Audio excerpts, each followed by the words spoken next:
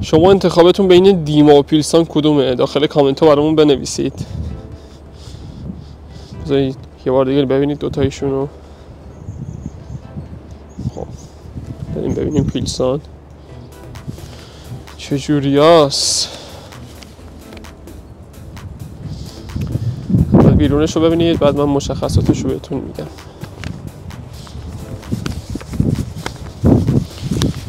دوستان مخزن سوختش 1160 لیتر،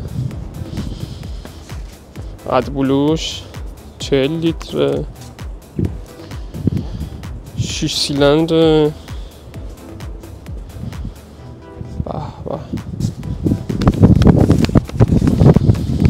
دوستان موتور این ماشین تحت لیسانس مان آلمانه.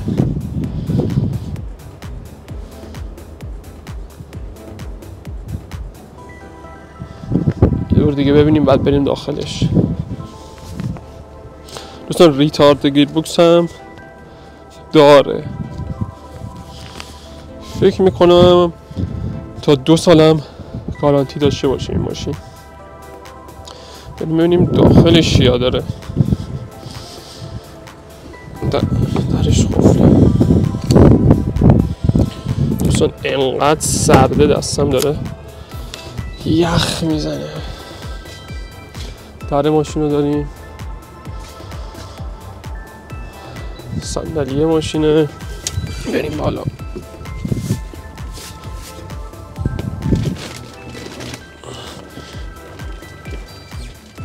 چقدر سرده.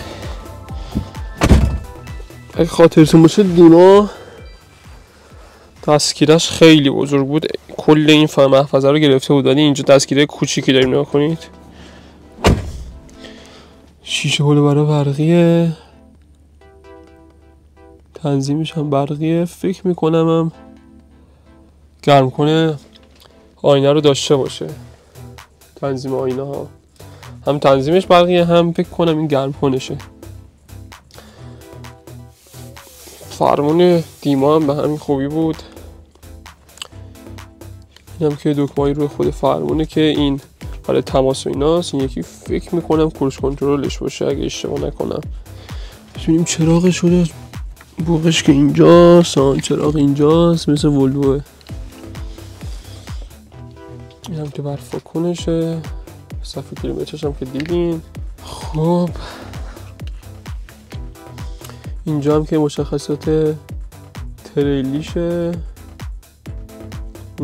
کولر و بخاری و مانیتورش مثل این که بلوتوث و وای فای هم داره.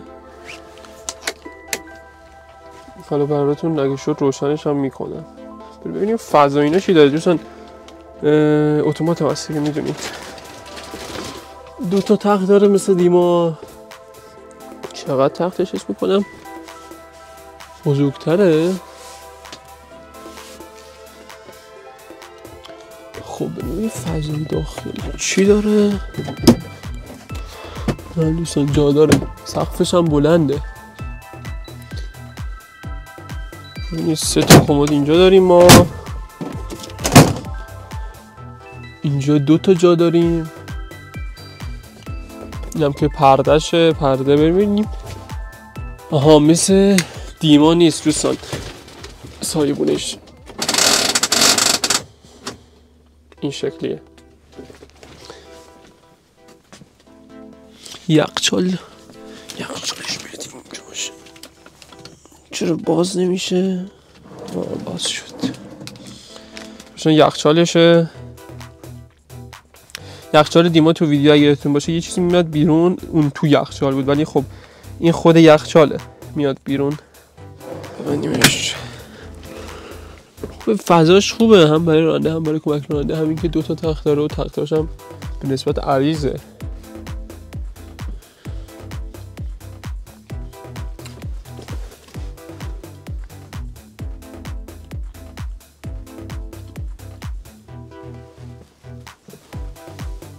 تخت بالا هم براتون باز کنم ببینیم چجوریه. باز کردم. اینم به نسبت خیلی عریضه به نظرم. اینم اینجا دوستان یه پرده جدا داره که کامل باز میشه. اینم مثل دیما چیزو داره، این هم که وقتی میبندین این کمربنده رو میبندین که تخت خدای نکرده یا باز نشه.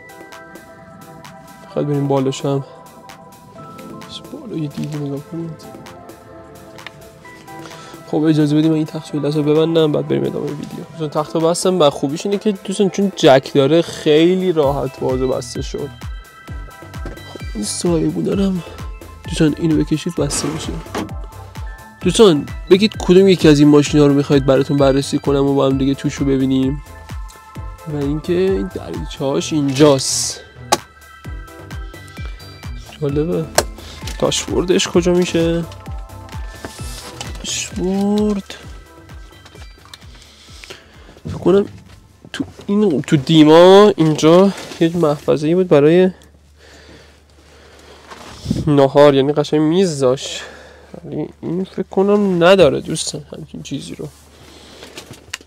اینجا یه حالت داشبورد مانند داره که توش اینجا سویچش رو میبینیم با ریموتشه. خدای خوشگلم هست.